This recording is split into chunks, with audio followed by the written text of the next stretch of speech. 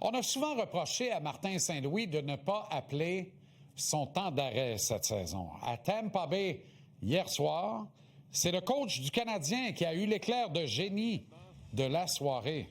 Appeler un temps d'arrêt, c'est généralement une affaire d'instinct. Le coach a un gut feeling et il prend une décision. Avec une trentaine de secondes à écouler à l'avantage numérique en tout début de prolongation, Martin a permis à sa première vague, déjà à hauteur de 2 buts plus tôt dans le match, de reprendre son souffle.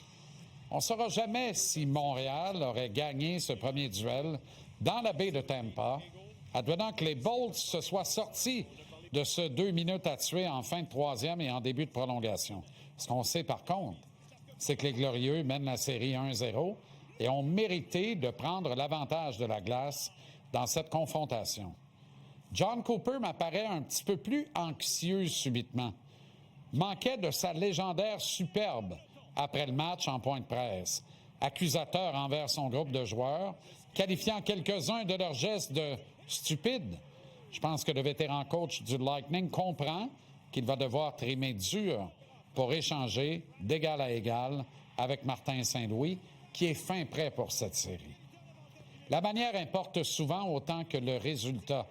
Le Lightning doit vraiment se demander comment il a bien pu céder 4 fois devant Montréal, alors que le CH n'avait que 5 tirs au but et à peine 2 minutes à écouler en deuxième période.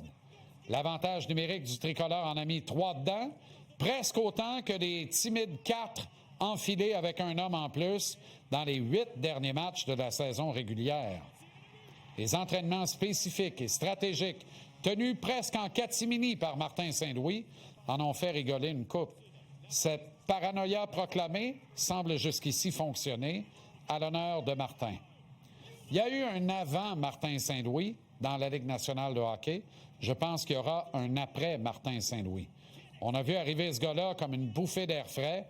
Les fans, comme les observateurs, avaient besoin d'un vulgarisateur, limite jovialiste, pour traverser le désert annoncé de la reconstruction.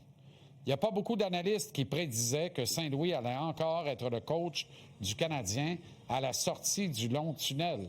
Or, il a réussi son test de l'essai-erreur sous nos yeux en ne cachant pas sa vulnérabilité durant le processus d'apprentissage. Cette transparence l'a rendu encore plus sympathique aux yeux du public.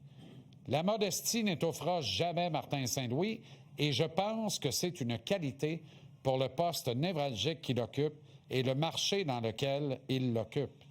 On lui pardonne quelques sautes d'humeur tant qu'il dépasse pas trop les bornes.